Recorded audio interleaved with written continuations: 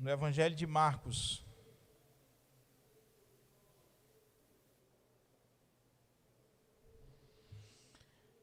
Evangelho de Marcos, capítulo 4.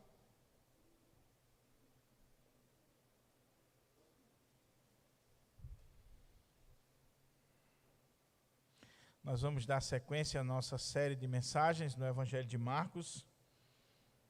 Estamos iniciando hoje o capítulo 4.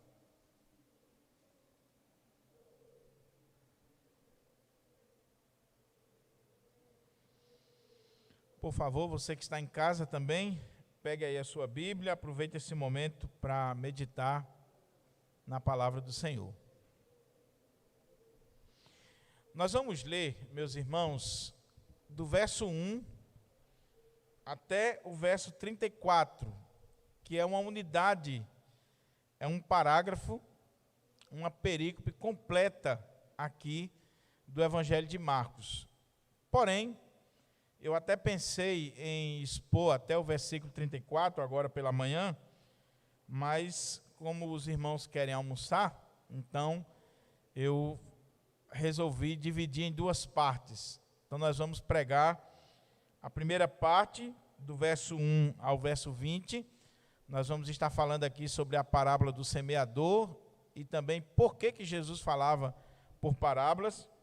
E à noite nós vamos ver mais algumas parábolas contadas pelo Senhor Jesus, alguns ditos do Senhor Jesus, concluindo assim essa perícope sacrossanta do Evangelho de Marcos. Mas para os irmãos entenderem e já irem apreendendo esse texto nos seus corações, como uma unidade, como um parágrafo só, eu queria ler do verso 1 até o verso 34, para vocês verem como faz sentido lermos assim e também até expormos a palavra dessa maneira.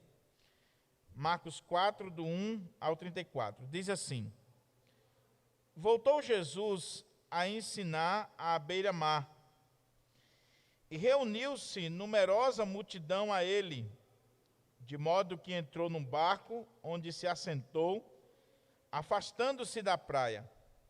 E todo o povo estava à beira-mar, na praia.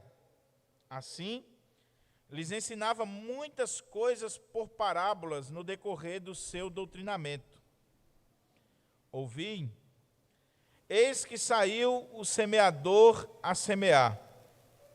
E ao semear, uma parte caiu à beira do caminho, e vieram as aves e a comeram. Outra caiu em solo rochoso, onde a terra era pouca, e logo nasceu, ser profunda a terra. Saindo, porém, o sol a queimou, e porque não tinha raiz, secou-se. Outra parte caiu entre os espinhos, e os espinhos cresceram e a sufocaram, e não deu fruto. Outra, enfim, caiu em boa terra e deu fruto, que vingou e cresceu, produzindo a 30, a 60 e a 100 por um. E acrescentou: quem tem ouvidos para ouvir, ouça. Quando Jesus ficou só, os que estavam junto dele com os 12 o interrogaram a respeito das parábolas. Ele lhes respondeu: a vós outros vos é dado conhecer o mistério do reino de Deus, mas aos de fora tudo se ensina por meio de parábolas, para que, vendo, vejam e não percebam, e ouvindo, ouçam e não entendam, para que não venham a converter-se e haja perdão para eles. Então lhes perguntou: não entendeis esta parábola? E como compreendereis todas as parábolas? O semeador semeia a palavra. São estes os da beira do caminho, onde a palavra é semeada, e enquanto a ouvem, logo vem Satanás e tira a palavra semeada neles. Semelhantemente, são estes os semeados em solo rochoso, os quais, ouvindo a palavra, logo a recebem com alegria, mas eles não têm raiz em si mesmos, sendo antes de pouca duração. Em lhes chegando a angústia ou a perseguição por causa da palavra, logo se escandalizam. Os outros, os semeados entre os espinhos, são os que ouvem a palavra, mas os cuidados do mundo, a fascinação da riqueza e as demais ambições, concorrendo, sufocam a palavra, ficando ela infrutífera. Os que foram semeados em boa terra são aqueles que ouvem a palavra e a recebem, frutificando a 30, a 60 e a 100 por um. Também lhes disse: vem porventura a candeia para ser posta debaixo do alqueire ou da cama? Não vem antes para ser colocada no velador? Pois nada está oculto senão para ser manifesto, e nada se faz escondido senão para ser revelado. Se alguém tem ouvidos para ouvir, ouça. Então lhes disse: atentai no que ouvis. Com a medida com que tiverdes medido, vos medirão também, e ainda se vos acrescentará. Pois ao que tem se lhe dará, e ao que não tem, até o que tem lhe será tirado. Disse ainda: o reino de Deus é assim, como se um homem lançasse a semente à terra, depois dormisse e se levantasse de noite e de dia, e a semente germinasse e crescesse, não sabendo ele como. A terra por si mesma frutifica, primeiro a erva, depois a espiga, e por fim o grão cheio de espiga. E quando o fruto já está maduro, logo se lhe mete a foice, porque é chegada a ceifa. Disse mais: a que assemelharemos o reino de Deus? Ou com que parábola o apresentaremos? É como um grão de mostarda, que quando semeado, é a menor de todas as sementes sobre a terra.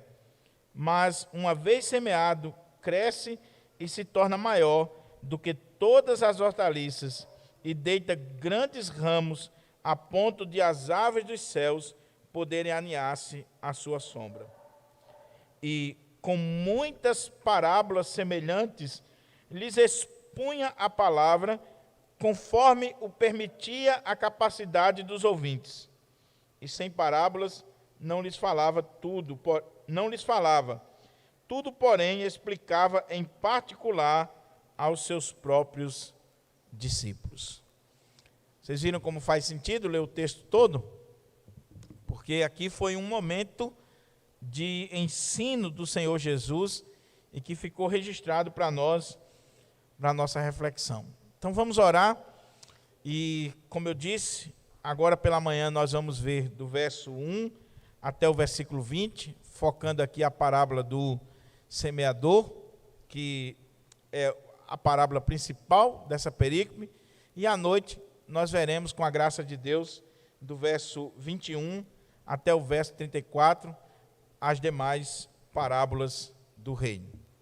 Oremos. Pai querido, muito obrigado pela tua palavra, muito obrigado por esta oportunidade, esta rica oportunidade de poder abrir a Sagrada Escritura e poder meditar na tua palavra, Senhor.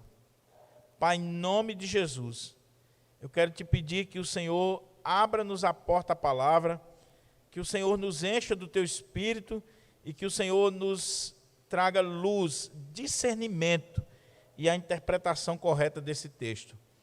Fala conosco, meu Pai, aquilo que nós precisamos ouvir e não pura e simplesmente o que nós queremos ouvir. Tem misericórdia da minha vida, da vida dos meus irmãos, de cada um de nós, em nome de Jesus. Amém. Meus irmãos, mantenham as suas Bíblias abertas nesse texto, para que a gente possa considerar o texto. Eu gostaria de colocar algumas coisas à guisa de introdução, para a gente poder entender esse capítulo. Em primeiro lugar, fica muito claro para nós aqui que Marcos está mudando um pouco o seu estilo, ou a sua ênfase. Nós já colocamos diversas vezes, para os irmãos que Marcos, ele chama a nossa atenção não para os ensinos de Jesus, mas para as ações, para as curas, os milagres. O evangelho de Marcos é o evangelho da ação. Então, a ênfase do evangelho de Marcos não são os ensinos, diferente, por exemplo, do evangelho de Mateus, que coloca para nós vários blocos de ensinos do Senhor Jesus. Marcos não. A sua ênfase é nas ações, nos milagres, nas curas, nos prodígios que Jesus estava realizando. É o evangelho da ação. Mas aqui, Marcos está fugindo um pouquinho da regra. E ele vai dar ênfase aqui no capítulo 4, em boa parte deste capítulo, muito embora ele vai terminar este capítulo com mais uma ação de Jesus, com mais uma demonstração do poder de Jesus. Aqui nós temos Marcos chamando a nossa atenção para o ensino de Jesus. Jesus, ele vai ao mar, mais uma vez ele está à beira-mar, ele pega um barco, ele sobe naquele barco e ele vai pregar a palavra, ele vai ensinar, ele vai doutrinar aquelas multidões que estão vindo ao seu encontro. E Marcos registra aqui os ensinos de Jesus naquele dia. Um dia atarefado, um dia que Jesus enfrentou várias circunstâncias difíceis, mas Marcos vai colocar para nós aqui o ensino. E ele coloca para nós as parábolas do reino. Ele vai mostrar para nós por que Jesus contava parábolas, ensinava por meio de parábolas. Segunda coisa que eu quero chamar a atenção dos irmãos é que nós temos aqui parábolas. E a grande pergunta é, o que é uma parábola? Nós temos aqui as parábolas do reino. Mas o que é uma parábola? A palavra parábola, ela, traduzida de maneira bem fácil e prática, ela traz a ideia de colocar alguma coisa ao lado. Daí, muitos traduzirem essa palavra como comparação. É quando você coloca uma coisa do lado da outra para comparar. Então, aqui Jesus vai contar algumas histórias, ele vai fazer uso de metáforas, de alegorias, de vários recursos de linguagem para exemplificar. Ele vai pegar coisas terrenas para exemplificar as coisas celestiais, para comparar com as coisas celestiais.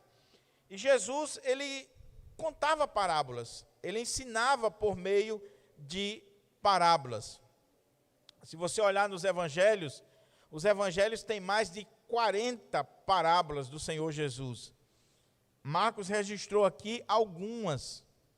Mateus já registrou mais, Lucas também.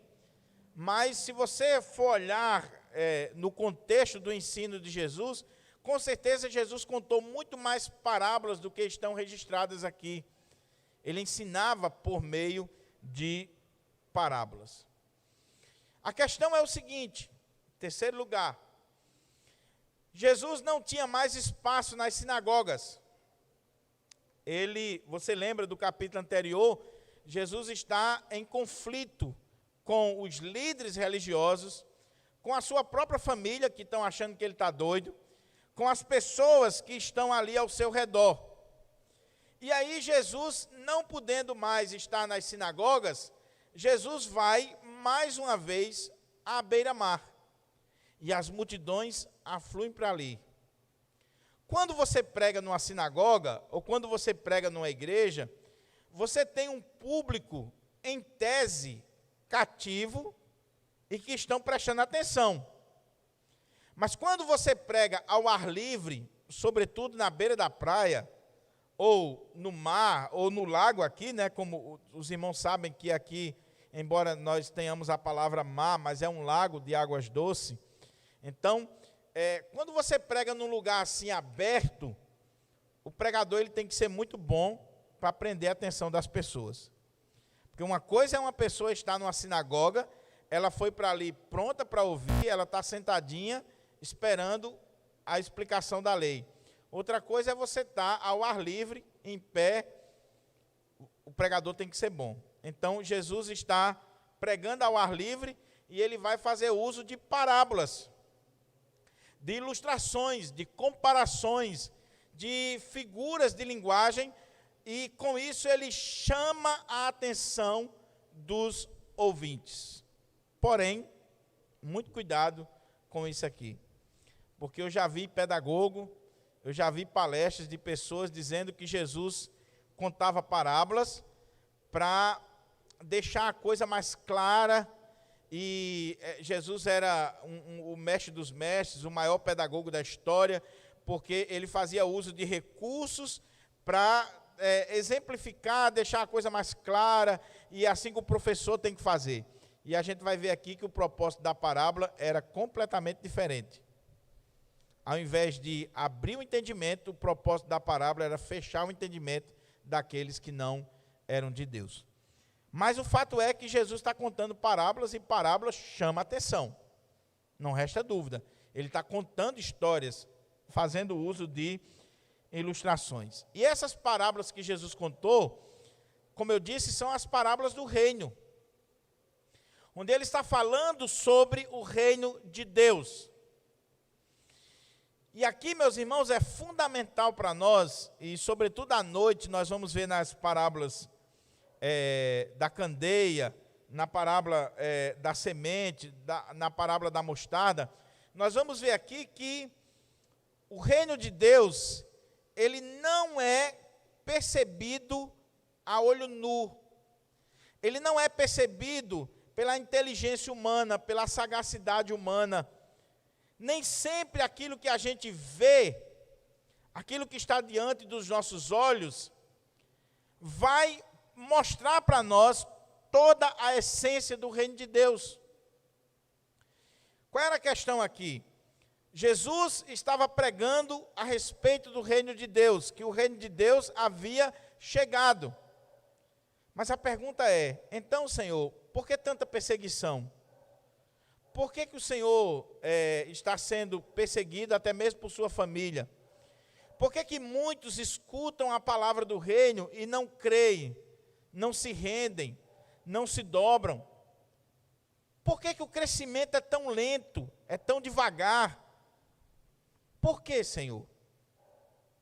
Essas perguntas passavam na cabeça dos discípulos, e a partir de parábolas, a partir de ilustrações, de comparações, Jesus vai mostrar o que é o reino de Deus, como o reino de Deus se expande, e por que algumas pessoas não têm, de fato, um apreço, um apego pela palavra. Por que quando Jesus pregava, alguns se convertiam, se rendiam à palavra do reino, e outros não?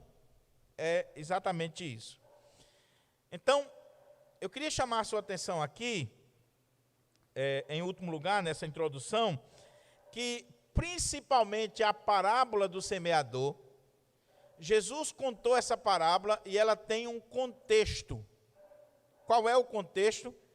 Os capítulos anteriores que mostram a oposição dos líderes religiosos para com o Senhor Jesus. Veja bem, se você prestar atenção, havia uma oposição ferrenha ao Senhor Jesus. Lembra que eu falei que do capítulo 2 de Marcos, versículo 1, até o capítulo 3, versículo 6, nós temos ali pelo menos 5 episódios para mostrar essa oposição crescente ao Senhor Jesus.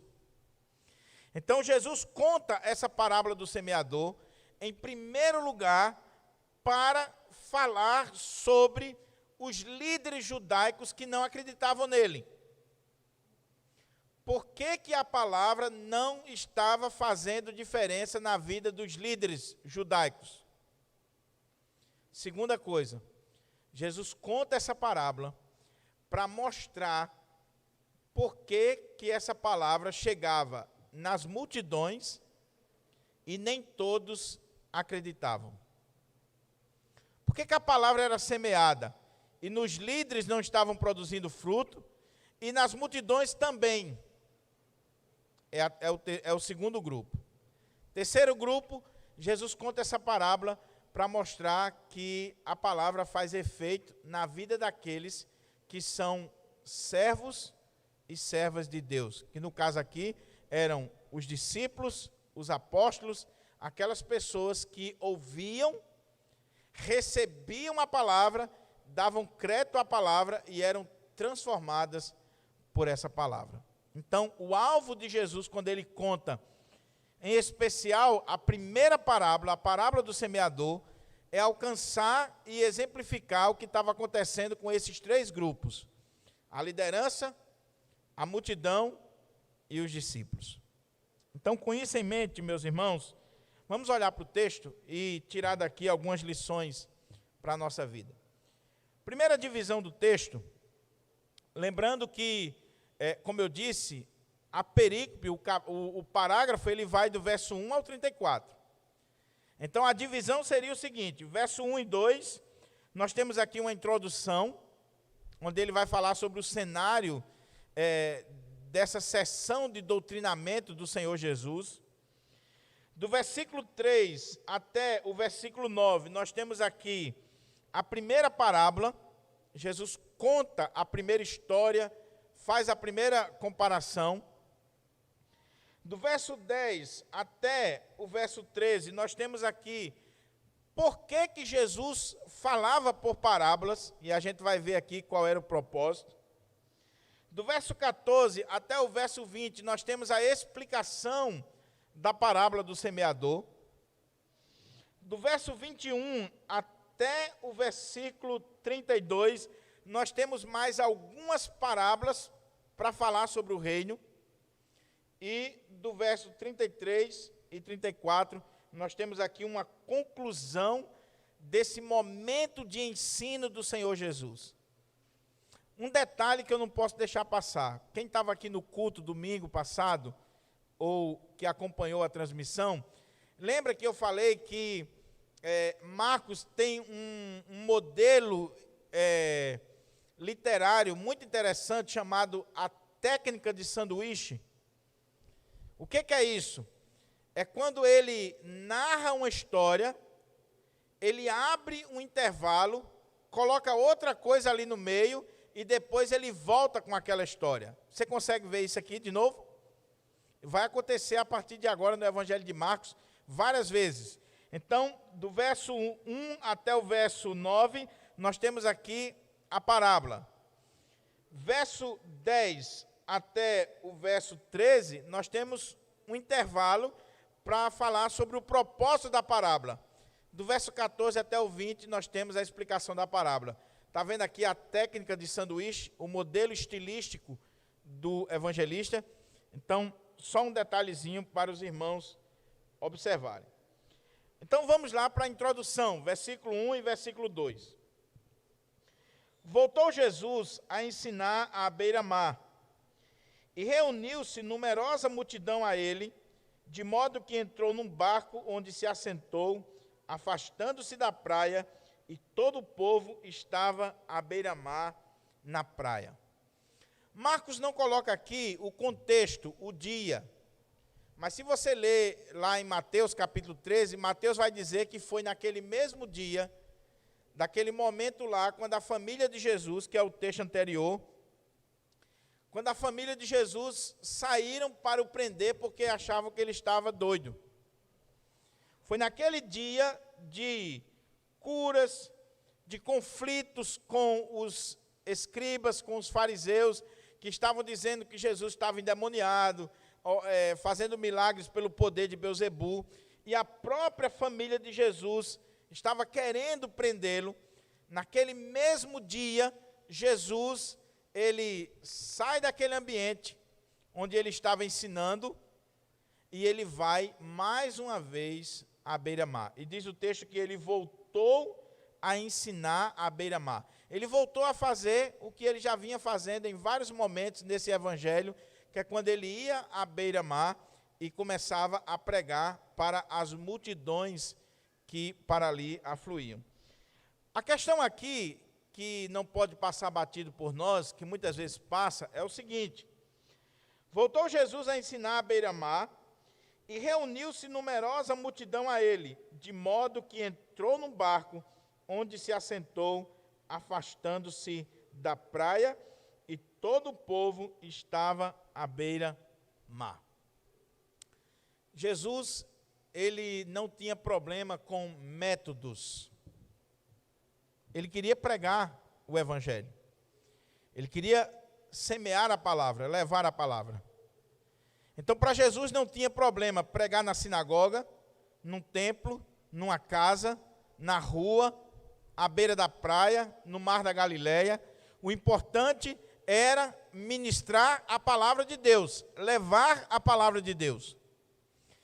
E aqui o texto é muito interessante, porque diz que ele chega naquele mar, e ele entra num barco, ele entrou num barco, e ele se assentou. Afastaram o barco um pouquinho e ele se assentou. Na cultura judaica, quando um rabino ele se assentava, numa linguagem bem moderna nossa aqui, é como que ele estivesse dizendo assim: dê um zoom para aquilo que eu vou falar para vocês. Preste bem atenção naquilo que eu vou falar para vocês agora. Alguns estudiosos dizem que enquanto a pregação, a proclamação era feita andando, o ensino, que também tem a ver com pregação, mas o ensino, o doutrinamento, era feito pelos rabinos quando eles se assentavam, e ali eles estavam dizendo assim: preste bem atenção no que eu vou dizer para vocês. Então a postura aqui é importante. Jesus assenta-se no barco, e do barco ele vai ensinar aquela multidão. O texto fala aqui de doutrinamento, no decorrer do seu doutrinamento, do seu ensino. Agora, o que chama a atenção é exatamente isso. Jesus, ele não está preso a um método engessado. Jesus é flexível quanto ao método, o local e ao próprio público. Como eu disse, ele prega na praia, prega no templo, prega na sinagoga, prega aonde for necessário. Onde tiver gente, ele está lá para pregar. Segunda coisa, ele usa um púlpito ou usa um barco. Não tem problema. Ele prega para religiosos, para ateus. Ele prega para velhos e para jovens. Ele prega para judeus e gentios. Isso mostra para nós o quanto Jesus era flexível, não com a mensagem, mas com o método. Porque muitas vezes nós engessamos o método. Então tem muita gente que acha que só se pode pregar no templo, só se pode pregar num púlpito, só se pode pregar numa catedral.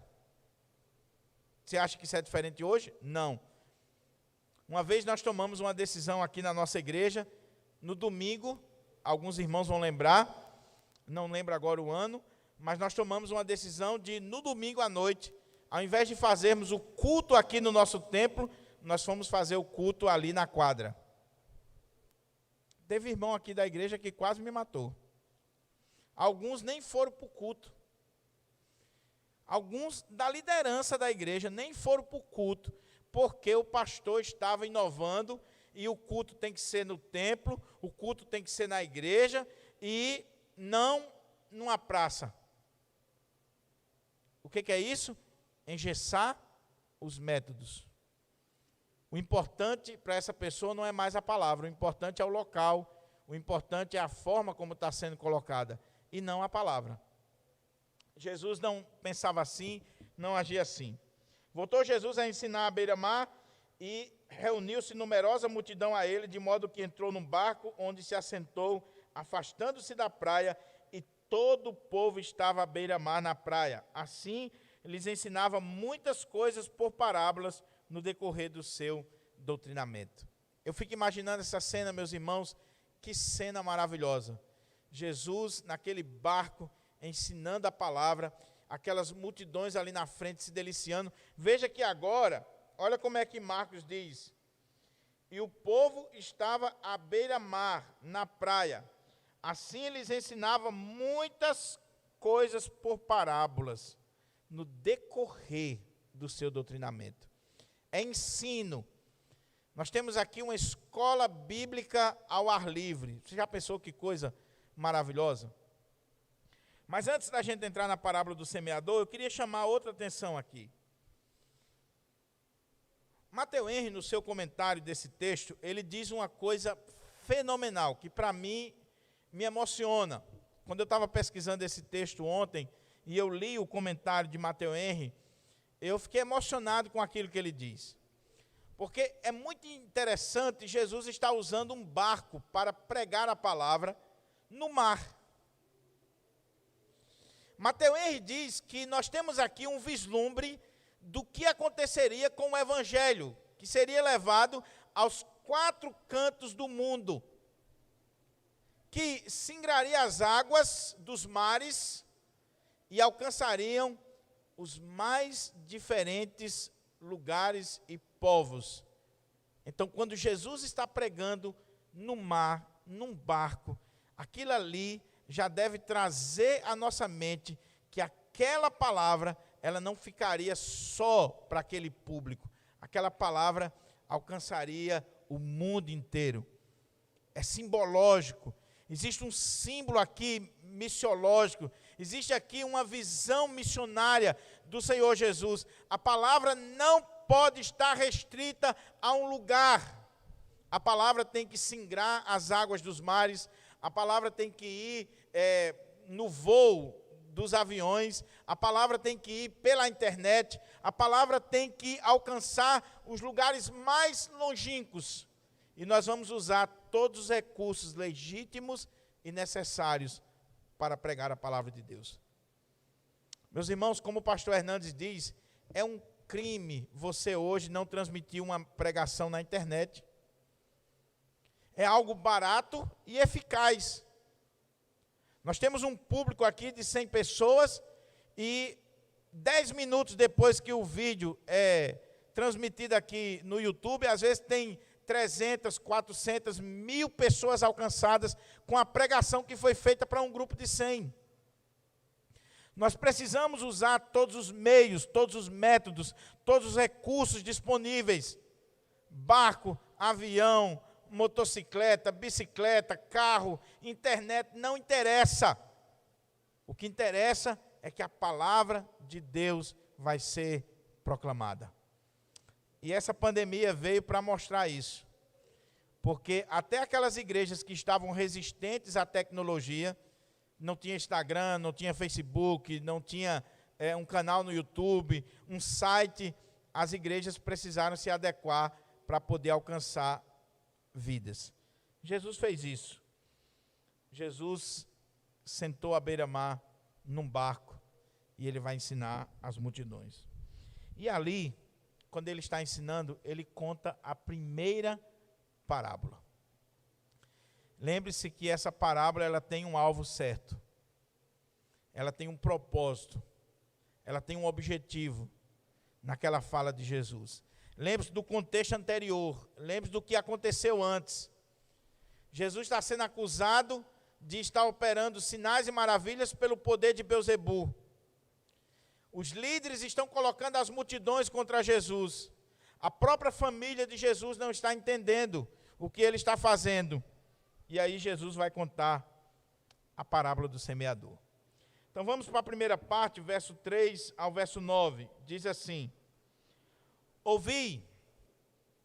Quando ele diz ouvi, essa expressão em grego ela é muito forte. É como se ele estivesse dizendo assim: atenção, preste atenção, olhem, não se dispersem jamais. Preste atenção aqui no que eu quero dizer para vocês. Eis que saiu o semeador a semear. Aquele povo sabia muito bem o que Jesus estava dizendo. A Palestina, nesse período, as suas terras eram agricultáveis. Nós temos aqui um povo agrícola. Um povo que sabia muito bem o que Jesus estava falando. E isso é contar parábolas, é ilustrar, é saber falar de acordo com a capacidade dos ouvintes. Olha como é que ele diz: eis que saiu o semeador a semear. E ao semear, uma parte caiu à beira do caminho, e vieram as aves e a comeram. Outra caiu em solo rochoso, onde a terra era pouca, e logo nasceu, visto não ser profunda a terra. Saindo, porém, o sol a queimou, e porque não tinha raiz, secou-se. Outra parte caiu entre os espinhos, e os espinhos cresceram e a sufocaram, e não deu fruto. Outra, enfim, caiu em boa terra e deu fruto, que vingou e cresceu, produzindo a 30, a 60 e a 100 por um. E acrescentou: quem tem ouvidos para ouvir, ouça. Essa é a história. Eu fico imaginando os discípulos, a multidão, os líderes religiosos, ouvindo Jesus contar essa parábola, narrar isso aqui. Algo que eles conheciam muito bem. Talvez eles estavam vendo. Talvez eles estavam até visualizando essa imagem. E a pergunta é: onde é que ele quer chegar com isso? Nós sabemos o que é um semeador, nós sabemos o que é uma semente, nós sabemos o que é semear um solo, nós sabemos disso, mas aonde ele quer chegar? Algumas coisas chamam a nossa atenção aqui, meus irmãos. Primeiro, Jesus está falando de um semeador. Alguns estudiosos querem dizer que aqui nós temos a figura do fazendeiro. E algumas traduções da Bíblia até colocam isso, fazendeiro. Mas o fazendeiro não era aquele que ia lá botar a mão na massa. Aqui é o semeador. Era aquele que pegava ali uma espécie de sacola, colocava aqui a tiracolo e saía jogando as sementes, semeando o campo. Alguns estudiosos querem dizer que nós temos aqui não a parábola do semeador, mas a parábola da semente. E outros querem dizer que nós temos aqui a parábola dos solos. Eu acredito que resume muito bem as três coisas. Ela ficou mais conhecida como a parábola do semeador, mas ela pode ser também chamada devidamente a parábola dos solos ou a parábola da semente. Uma coisa não exclui a outra. Jesus está falando que o semeador, naquele contexto da época dele, ele saiu a semear. E quando ele vai semeando, essa semente caiu em solos diferentes. Existe uma polêmica aqui com relação a essa parábola, porque olhando de forma apressada, pode dar a ideia de que esse semeador ele está sendo irresponsável, não está? Como é que você pega sementes e sai jogando assim aleatoriamente? Aí uma cai em solo rochoso, outra cai entre espinhos, outra cai numa boa terra. Não parece algo assim meio desleixado? Mas a gente tem que entender o contexto da época. A grande maioria dos exegetas bíblicos defendem que, na época de Jesus, no contexto lá da Palestina, primeiro se jogava a semente, depois se arava o solo. Algo talvez impensável para nós, mas era o contexto da época, até porque eles não tinham a tecnologia que nós temos hoje. Então, o semeador, ele saía com a sua sacola de sementes no campo, naquele campo ali que ele tinha para plantação, e ele ia jogando as sementes. Depois que ele jogava as sementes, eles vinham com o animal e o arado, feito de madeira, e saía fazendo sulcos na terra e revirando aquela terra, e depois aguava, e aí aquelas sementes iriam brotar. Era o contexto da época. Jesus diz que, à medida que ele foi semeando, uma parte da semente caiu à beira do caminho. Ele está jogando as sementes. Os caminhos, na época, eram por dentro das plantações, não passava de lado, eram por dentro. Então, algumas sementes caíram à beira daqueles caminhos que eram feitos dentro das plantações. Aquela semente que caiu à beira do caminho, as aves vieram e comeram. Lucas vai acrescentar que a semente que cai à beira do caminho, ela também foi pisada pelos homens. E isso aqui vai ter um sentido importante lá na frente. Outra caiu no solo rochoso, onde a terra era pouca, e logo nasceu, visto não ser profunda a terra. Ele estava semeando, jogou a semente, mas embaixo tinha pedras. Lá em Israel é muito comum as pedras. Então, aquele homem foi jogando, a semente bateu ali, nasceu. Mas como embaixo tinha pedras, então, logo, logo o sol vai fazer com que aquela semente, ela perca a umidade e ela venha a morrer. Também diz o texto que outra parte caiu entre espinhos, os espinhos cresceram, sufocaram e não deu fruto. Mais uma vez, lembre-se do contexto da época.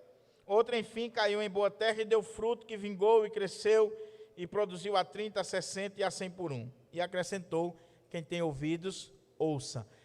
Prestem atenção. Jesus está dizendo para aquela multidão ali, e em especial para os seus discípulos, o seguinte: eu estou contando essa história para vocês, prestem bastante atenção. Quem tem ouvidos para ouvir, ouça. Aí o texto diz que quando Jesus ficou só, quando ele despediu as multidões, quando ele já estava em casa, quando Jesus ficou só, os que estavam junto dele com os 12 o interrogaram a respeito das parábolas. Porque naquele dia Jesus não contou só a parábola do semeador, ele contou outras parábolas, e Marcos registrou aqui mais 4. Então, as pessoas que estavam com os discípulos, com os apóstolos, um grupo que estava ali com Jesus, perguntou a ele, questionou ele a respeito do significado das parábolas. Os demais evangelhos colocam que eles fizeram 2 questionamentos. O primeiro era: por que o Senhor fala por parábolas? Senhor, nós não estamos entendendo. Por que o Senhor está usando agora esse recurso de parábolas? Onde é que o Senhor quer chegar com isso? E a segunda coisa é: qual o significado desta parábola do semeador? Qual o significado? Porque era algo muito comum para eles. Jesus estava contando algo muito comum, do dia a dia deles. A questão é: o que isso tem a ver com o reino de Deus?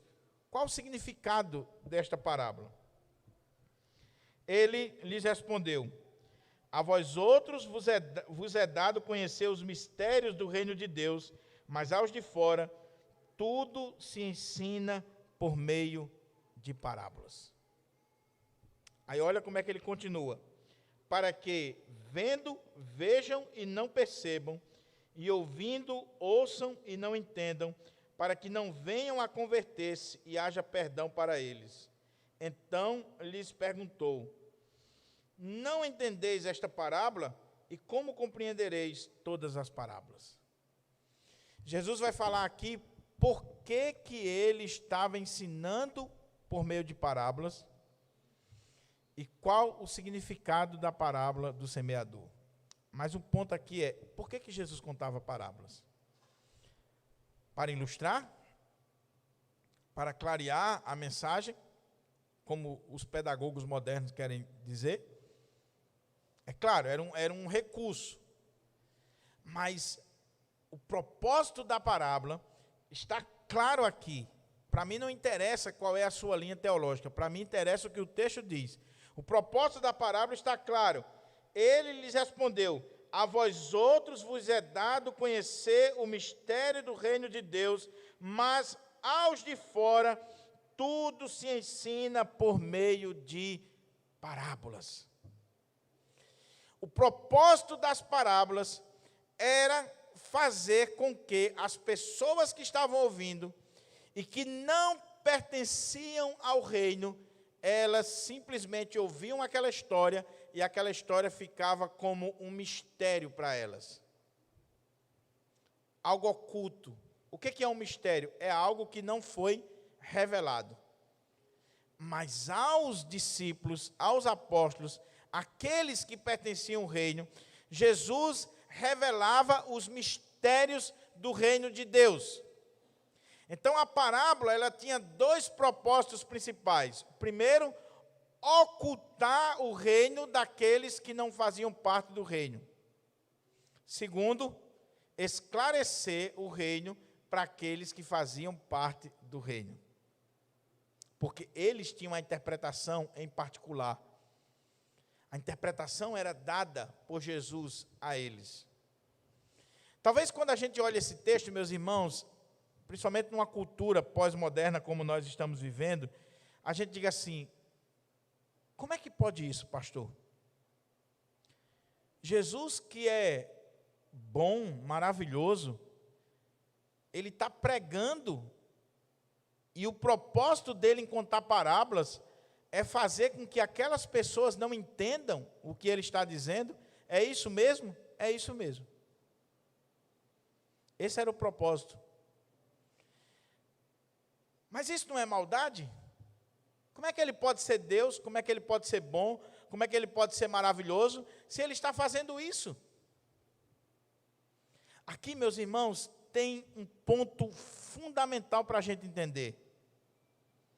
Jesus estava falando por meio de parábolas e ocultando o reino daquelas pessoas, principalmente dos líderes religiosos. Lembra que eu falei que o foco aqui vai ser os líderes, principalmente os líderes e a multidão que não estava no reino? Porque o coração daquele povo estava endurecido. E existe aqui algo que eu não consigo explicar. Por favor, eu não tenho como explicar. Mas a soberania de Deus, ela não anula a responsabilidade humana. O que estava acontecendo aqui é que esses líderes religiosos e boa parte daquela multidão endureceram o coração em relação à mensagem de Jesus, à pregação de Jesus. E porque eles endureceram, Jesus vai endurecer mais ainda, contando parábolas e ocultando deles o real significado do reino. É isso que a Bíblia ensina. Jesus está citando aqui Isaías, capítulo 6, versículo 9 e 10. Deus chama Isaías para pregar, e Deus diz: olha, Isaías, você vai pregar para esse povo, mas sabe qual é o propósito da pregação? É endurecer mais ainda o coração desse povo, para que eles fiquem indesculpáveis no dia do juízo. Então existe aqui uma relação muito grande entre aquilo que o homem tem como comportamento em relação à palavra de Deus e o que Deus vai fazer com ele. Uma coisa está ligada à outra. É o homem quem rejeita a palavra, e Deus faz com que ele rejeite a palavra mais ainda, endureça o coração mais ainda. O que aconteceu com Faraó?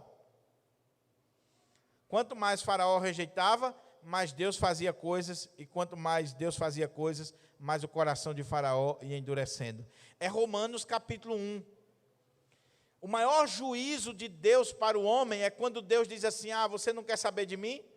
Você não quer me reconhecer? Então eu vou entregar você a você mesmo. E o homem se autodestrói. Jesus diz: eu falo por parábolas, porque o coração deste povo se endureceu, e aí eu conto parábolas, e esse coração vai ficar mais duro ainda, eles não vão entender os mistérios de Deus, e eles são completamente indesculpáveis. Mas a vós vos é dado conhecer os mistérios do reino de Deus. Louvado seja o nome do Senhor, meus irmãos. Louvado seja Deus, porque aqueles que ouviram a palavra e que deram ouvidos à palavra e que abriram seus corações para a palavra, eles têm mais e mais revelações de Deus. Os mistérios do reino são revelados para eles, mas aqueles que rejeitam a palavra, cada dia mais, isso vai ficando obscuro, isso vai ficando difícil deles entenderem, a ponto deles não terem mais nenhum tipo de chance. Então Jesus diz: olha, a vós outros vos é dado conhecer os mistérios do reino de Deus, Mas aos de fora, aqueles que não pertencem ao reino, se fala tudo por meio de parábolas, para que vendo vejam e não percebam, e ouvindo ouçam e não entendam, para que não venham a converter-se e haja perdão para eles. Então lhes perguntou: não entendeis esta parábola? E como compreendereis todas as parábolas? Vocês são do reino, a vocês é dado conhecer os mistérios. Vocês não entenderam o que eu acabei de dizer? Vocês não entenderam o que eu estou revelando para vocês? Então, eu vou explicar para vocês. Eu vou abrir o entendimento de vocês. Meus irmãos, você já pensou que privilégio é isso aqui? Porque veja bem, entender os mistérios de Deus, o reino de Deus. Mistério aqui, meu irmão, por favor, não é uma coisa misteriosa. Não venha querer criar coisa em cima do texto. É simplesmente algo que não foi revelado. E o que não tinha sido revelado para aqueles líderes e para aquela multidão? E que foi revelado para os apóstolos? E que foi revelado para mim e você? Que Jesus Cristo é o Messias, é o enviado de Deus. Que quando Jesus nasceu, o reino de Deus está entre nós. O reino de Deus está sendo implantado. Aqueles líderes religiosos, aquelas multidões em Israel, não se aperceberam disso, não notaram isso, era um mistério para eles. Estava oculto para eles, mas para os apóstolos e para alguns discípulos que já estavam caminhando com Jesus, o Senhor já tinha revelado aquele mistério. E eu espero que para você também, que isso não seja algo oculto, mas que seja algo que já está revelado no seu coração. E aí, após Jesus falar sobre isso, sobre o propósito da parábola, ele vai explicar a parábola do semeador. E ele diz assim: não entendeis esta parábola? E como compreendereis todas as parábolas? Aqui nós temos a chave de que a parábola do semeador, ela é como que uma chave hermenêutica para todas as outras parábolas. Ela abre todas as outras parábolas, de maneira que você precisa entender ela para entender as outras. E aí Jesus coloca assim: o semeador semeia a palavra. Quem é o semeador? O semeador é aquele que semeia a palavra de Deus. Eu não estou falando de um semeador natural, eu não estou falando de um fazendeiro, eu não estou falando de um agricultor. Eu estou falando daquele que prega a palavra aqui como a semente. Eu estou falando do pregador, do proclamador da palavra. A questão é, quem é esse semeador? Esse semeador é Cristo. Esse semeador é o Senhor Jesus, que estava pregando a palavra, ministrando a palavra, desvendando os mistérios do reino, e aqueles homens estavam dizendo assim: ele está possuído por Belzebu, ele está pelo maioral dos demônios, a família dele achando que ele estava doido. Mas Jesus está dizendo: eu não estou doido, eu não estou possuído por demônios, eu sou o semeador que está semeando a palavra do reino, a palavra de Deus. O semeador é aquele que semeia a palavra, que no caso aqui é Cristo. E por extensão, todos nós, pastores, presbíteros, diáconos, missionários, evangelistas, pregadores itinerantes, que levam a palavra de Deus. Mas a questão é, então, Senhor, se o Senhor é o semeador que semeia a palavra, e que essa palavra é pregada com autoridade, com poder, por que muitas pessoas não se convertem? Por que muitas pessoas escutam a palavra e elas não tomam uma decisão na vida? Aí Jesus vai explicar dizendo o seguinte: é porque existe 4 tipos de solo, existe 4 tipos de corações, 4 tipos de pessoas. A palavra é a mesma, o semeador é o mesmo, todas as condições para a semente germinar são dadas, mas existe 4 tipos de corações, e eu preciso saber disso quando eu estou semeando a palavra de Deus. Primeiro tipo é esse aqui. Olha como é que ele diz. São estes os da beira do caminho, onde a palavra é semeada, e enquanto a ouvem, logo vem Satanás e tira a palavra semeada neles. Quando você semeia a palavra, Jesus disse que a semente caía à beira do caminho. Lucas acrescenta um detalhe de que aquela semente que caiu à beira do caminho, ela foi pisada pelos homens. E a semente que foi pisada pelos homens é aquela que é comida pelas aves. E as aves, na época, tinham símbolo de demônios, que Jesus vai colocar aqui. Vem Satanás e tira a palavra. Se você quer ler um sermão, uma obra extraordinária sobre a parábola do semeador, eu queria recomendar aqui uma leitura para você. Leia o sermão de Antônio Vieira, chamado O Sermão da Sexagésima, pregado em 1643 ou 49. É o sermão com que Antônio Vieira abre o seu sermonário. E ele expõe essa parábola em detalhes, palavra por palavra. É muito usado nos cursos de língua portuguesa e outros cursos aí na universidade, para se aprender a arte de pregar ou de retórica, de ensinar. Antônio Vieira diz o seguinte: não é interessante que a semente que é arrebatada por Satanás é aquela que é pisada pelos homens? Você já pensou, quando a palavra é pregada, quando a palavra é semeada, e os homens pisam, zombam, como se ela estivesse à beira do caminho, é exatamente nesse grupo que Satanás atua? Os líderes religiosos, eles estavam recebendo a mesma palavra que os apóstolos, que as multidões, eles estavam recebendo o mesmo sermão, só que eles criticavam, zombavam, pisavam, estavam atribuindo a Belzebu.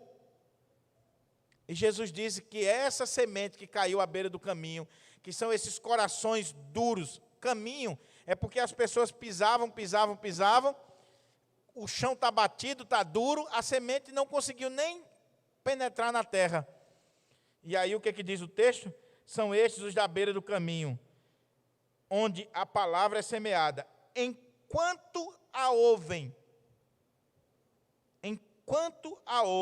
vem Satanás e tira a palavra semeada neles. Há pessoas, meus irmãos, que estão ouvindo a pregação da palavra de Deus, a semente sendo semeada, e veja aí, enquanto ela está ouvindo, o diabo já está vindo e arrebatando a semente, que é para ela não se converter. Você já pensou sobre isso? Aquele cara que entra aqui na igreja, e ele começa a ouvir a pregação, e ele diz: não, isso aí é muito simples. Ele é doutor, ele é filósofo, ele é isso, ele é aquilo outro, e ele começa a questionar a palavra, pisar a palavra, e aí Satanás diz: é isso mesmo, deixa eu tirar a palavra de você aqui, e essa pessoa não se converte. Eram os líderes, representados aqui, os líderes, mas pode ser qualquer um de nós. Dr. Augusto Nicodemos, pregando esse texto, ele usa uma ilustração interessante. Ele disse: imagine você veio para a igreja, e você participou do culto, e você está ouvindo a palavra de Deus, e você, na hora que você está ouvindo a palavra de Deus, a alegria no seu coração, a palavra, porque a palavra é poder, a palavra de Deus é maravilhosa. Aí quando você sai ali na porta, saiu na porta, um amigo diz assim: fulano, vamos tomar uma? Rapaz, eu não vi você nunca mais, vamos tomar uma ali? Aí você diz: vamos, pronto, já esqueceu a palavra, o diabo já arrebatou a palavra que você ouviu, e aquela ali já se perdeu. São estes os da beira do caminho, onde a palavra é semeada. Enquanto a ouvem, logo vem Satanás e tira a palavra semeada nele. Olha o logo. O diabo tem pressa de roubar a palavra dos corações, das mentes, das vidas das pessoas. Da vida das pessoas. Às vezes a gente brinca demais, meus irmãos, com as coisas. Às vezes a gente brinca demais.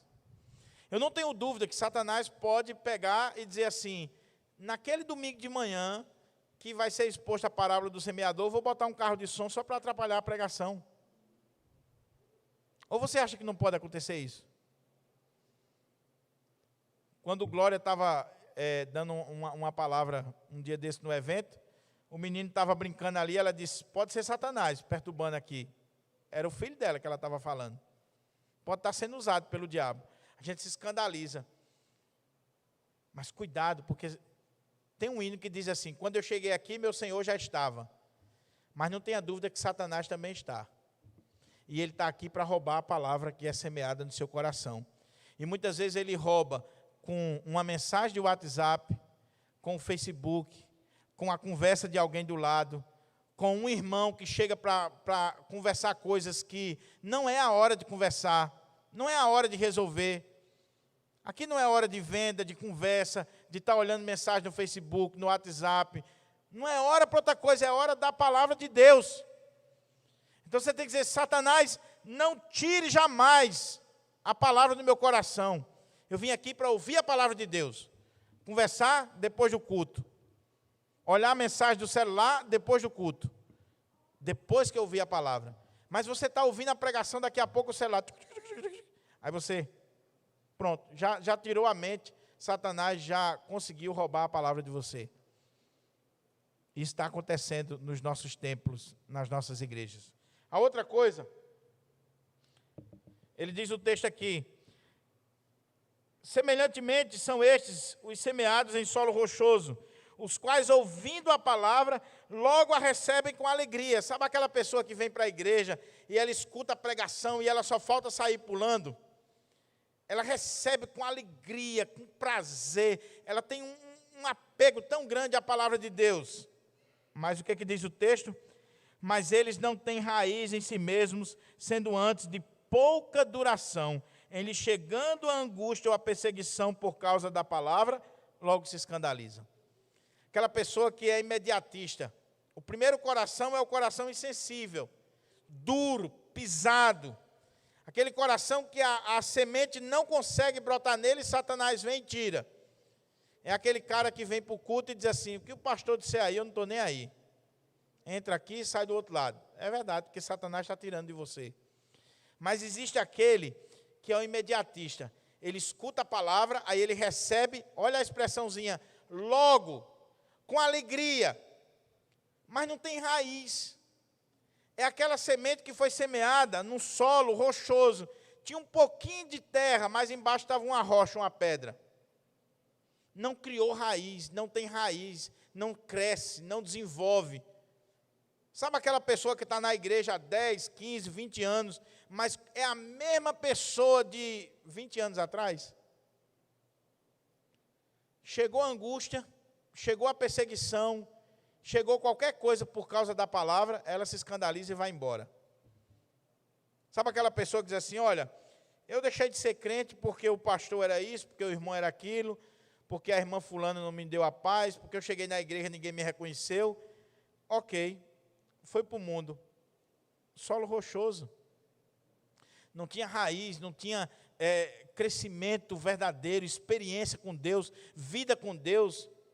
Um coração imediatista. É aquela pessoa que se alegra com a pregação no primeiro momento, mas quando sai, não cria raiz, ela não estuda mais o texto, ela não vai se aprofundar mais, ela não busca mais as coisas de Deus.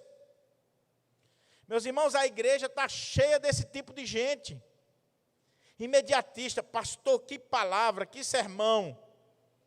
15 minutos depois, vai ver o que ela está conversando.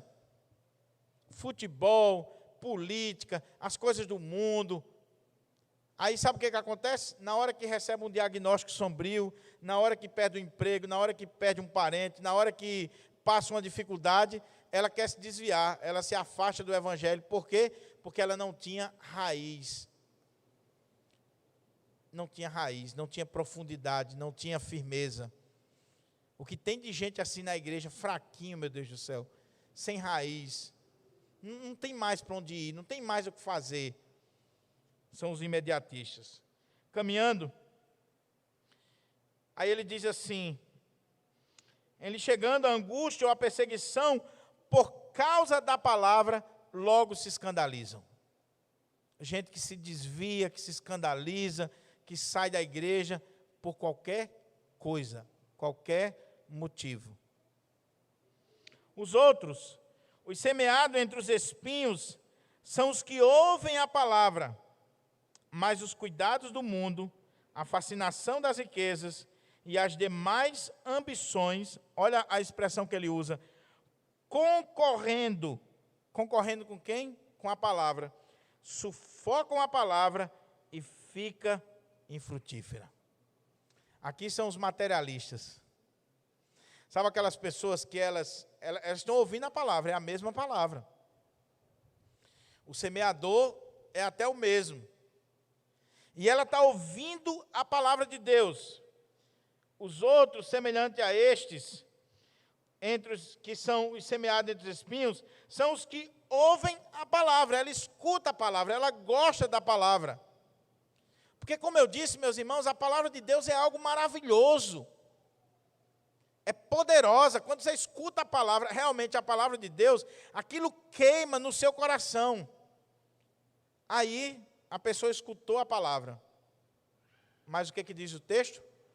Os cuidados do mundo, a fascinação das riquezas, as demais ambições sufocam a palavra no coração dela. Você conhece gente assim? Só é o que tem hoje, meus irmãos. E não é um fenômeno moderno, não. Já existia na época de Jesus. Aquelas multidões, tinha gente ali que estava ouvindo a palavra, maravilhada com a palavra, receberam aquela palavra, mas daqui a pouco dá um startzinho nela. Eita, eu tenho que me preocupar com o barco, com a pesca, com ganhar dinheiro. Será que o pastor não vai terminar o culto mais cedo? Não, porque eu tenho que ganhar dinheiro. Lá no texto do profeta Amós diz que o povo dizia assim: quando é que vai acabar esse dia do Senhor? Quando é que vai parar essa cerimônia? Porque a gente precisa ir negociar, agir de forma enganosa. Quando é que vai parar? Pessoas materialistas, pessoas que vivem para o dinheiro. Aí eles escutam a palavra entra no coração deles, mas os espinhos da riqueza, dos bens materiais, das demais, olha como é que ele coloca, das demais ambições, vão sufocando a palavra de Deus. Meus irmãos, essa igreja hoje aqui poderia estar o triplo do que ela está hoje. Por que não está? Porque as pessoas estão mais preocupadas com os cuidados desse mundo, com as riquezas, com os bens materiais, com as ambições da vida, do que com a palavra de Deus. Ela até gosta da palavra de Deus, mas desde que a palavra de Deus não impeça ela de ganhar mais um dinheirinho, de ter mais um emprego, de ter mais alguma coisa. É triste, meus irmãos, mas é verdade. Havia gente ali ouvindo Jesus, como o jovem rico, que disse assim: olha, Senhor, eu vou seguir o Senhor para onde o Senhor for. Tem certeza? Tenho. Então fala o seguinte: vá, venda tudo que tem, dê aos pobres, e você vai ter um tesouro no céu. Aí você vem e segue. O jovem saiu triste porque era dono de muitas riquezas. Aquele jovem não é diferente de mim e de você. Se a gente não tiver cuidado, os cuidados do mundo, as riquezas, as ambições desta vida vão sufocar a palavra no nosso coração. Deixa eu dar um exemplo para clarear, para a gente caminhar para a conclusão. Eu estava ouvindo o pastor Sérgio Lira um dia desses, pregando uma mensagem, e ele usou um exemplo fascinante. Fascinante. Ele disse assim: você já pensou se os crentes estudassem a Bíblia com o mesmo empenho que eles estudam para concurso? Você já pensou? Quem já estudou para concurso aqui? Já estudou para concurso? Já entrou de madrugada estudando? Já passou o final de semana estudando? Já deixou de ir para a casa da namorada para estudar? Já deixou de ir para a praia para estudar? Já deixou de fazer uma série de coisas para estudar? De assistir a Netflix para estudar? Por quê? Você sabe por quê? Você estava de olho no contra-cheque do concurso que você ia fazer. Vou ganhar 10 mil reais. Para ganhar 10 mil reais todo mês, compensa você deixar de ir para a casa da namorada, você deixar de ir para a praia, você estudar 8, 10 horas por dia, sem sair de casa, com um bumbum na cadeira, com a cara no livro, estudando para passar no concurso. Eu pergunto, você já fez o mesmo com a palavra de Deus? Não, pastor, é fanatismo. Por que é fanatismo? Por que para Mamon não é fanatismo, mas para a palavra de Deus é fanatismo? Já parou para pensar? Quando foi a última vez que você tirou assim um dia para estudar a Bíblia? Agora, sabe o que acontece? Você escuta a Bíblia no domingo, durante a semana é só envolvido com as coisas do mundo, os espinhos do mundo vão sufocando a palavra que está no seu coração, e ela vai ficando infrutífera. Oh, meus irmãos, por dinheiro se faz tanta coisa. Às vezes eu olho assim e eu digo, meu Deus, como é que a pessoa é capaz de fazer isso? Como é que a pessoa é capaz de fazer isso? Basta ganhar um dinheirinho a mais, basta ter uma proposta melhor, abandona tudo, inclusive a palavra de Deus. Quando é por um salário, a pessoa trabalha de segunda a segunda, de manhã, de tarde e de noite. Agora, ela não está trabalhando não, mas diga assim, fulano, você pode vir para o culto quarta-feira? Estou tão cansado, pastor. Por que você não vem para o culto domingo de manhã? Ô, pastor, é porque o domingo é o único dia que eu tenho para dormir mais um pouquinho. Mas dá uma diária melhor para ela. O chefe dela exige que ela vá trabalhar final de semana para ver se ela não vai. Os cuidados do mundo sufocam a palavra. Concluindo, Jesus coloca aqui o último tipo de solo, de coração. Ele diz assim, os que foram semeados em boa terra são aqueles que ouvem a palavra e a recebem, frutificando a 30, a 60 e a 100 por um.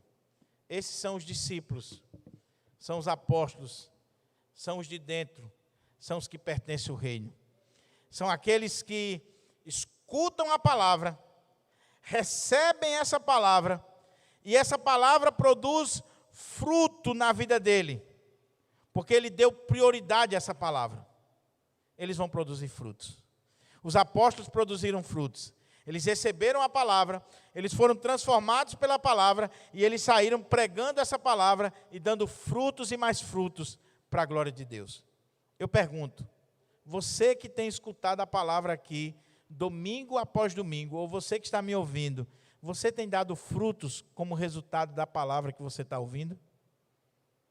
A palavra de Deus, ela impactou a sua vida a tal ponto que transborda em você e você dá frutos para a glória de Deus?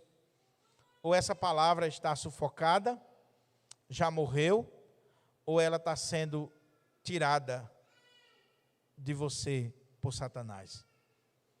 Eu concluo com algumas aplicações, só comentando para os irmãos. Primeiro, vamos ser mais abertos a novos métodos de pregação, de evangelismo, de levar a palavra de Deus. Como eu disse, vamos usar todos os meios, todos os recursos lícitos, legais. Um barco, um púlpito, uma igreja, um banco da praça, não interessa. A internet, vamos usar todos os meios para alcançar pessoas. O nosso alvo são pessoas.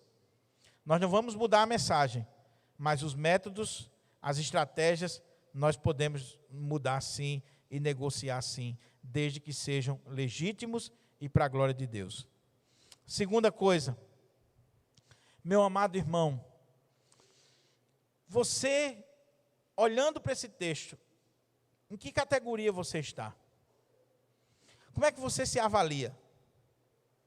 Você tem escutado a palavra de Deus diuturnamente? Você se encanta com a palavra, você se alegra com a palavra, você se regozija com a palavra, glória a Deus. A pergunta é, essa palavra está produzindo fruto? Está transformando a sua vida? ela está melhorando você, ela está mudando seu casamento, está mudando sua casa, a sua história, porque se ela não estiver fazendo isso, então, meu irmão, você está se enganando. Ou o diabo está tirando a palavra que foi semeada de você, ou essa palavra está morrendo dentro de você porque está faltando raiz. Você precisa criar mais raízes, se aprofundar mais. Você precisa ter mais compromisso com Deus, com a palavra de Deus, com a oração, buscar mais o Senhor, para que essa palavra crie raiz dentro de você. Ou então, você precisa dar uma olhadinha nas suas prioridades. O que é prioridade para você? O reino de Deus ou as coisas do mundo? O que é prioridade para você? A palavra de Deus ou as riquezas, as ambições, os cuidados deste mundo? Quando você vir para a igreja, meu irmão, deixa a conta lá do lado de fora, deixa as preocupações lá do lado de fora. Se for possível, deixa o celular lá no carro. O arcanjo Miguel não vai ligar para você. Jesus não vai falar com você através do celular. Ah, pastor, tem urgência. Ok, então deixa no silencioso. Mas só olhe de fato se for uma urgência. Não fique ouvindo a pregação e daqui a pouco dando uma olhadinha no WhatsApp. A sua mente distraída. Em nome de Jesus. Não aceite ninguém chegar perto de você para roubar de você a palavra. Seja chato mesmo. Eu aprendi isso com minha mãe. Minha mãe, se ela estiver na igreja ouvindo a palavra de Deus, não vá falar com ela que você leva um batido. Só se for alguma coisa muito urgente. Então, priorize, irmãos, porque às vezes a gente vem para a igreja e a mente está lá fora. Você veio para a casa de Deus, ouvir a palavra de Deus, se prepare, escute a palavra do Senhor com todo o seu coração, com todo o seu ser. E a outra coisa, se você pertence ao reino e você está dando frutos, glorifica o nome do Senhor, a glória não é sua.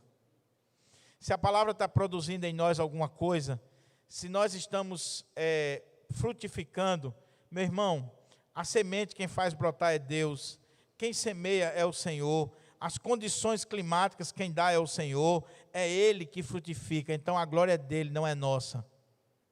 Não é nossa. Mas por último, cuidado quando você estiver julgando o seu pastor ou qualquer pregador, porque ele pregou e naquele dia ninguém se converteu, ninguém levantou a mão. A gente tem a tendência de colocar a culpa da falta de crescimento da igreja no pastor. É porque o pastor não está ungido, é porque o pastor não tem o Espírito Santo, é porque o pastor não sabe pregar. Meu irmão, quando a palavra é pregada, ela tem dois propósitos que nós vimos aqui. O primeiro propósito é salvar. Quando eu prego aqui, a palavra de Deus, ela salva. Mas ela tem um segundo propósito, é condenar. Há pessoas que vão entrar aqui, vão ouvir a pregação, e elas não vão levantar a mão não, elas vão sair daqui com raiva. Elas vão sair daqui odiando o pregador, o semeador e a palavra. E aquilo ali era simplesmente para confirmar a condenação dela. Ela nunca vai ter desculpa diante de Deus.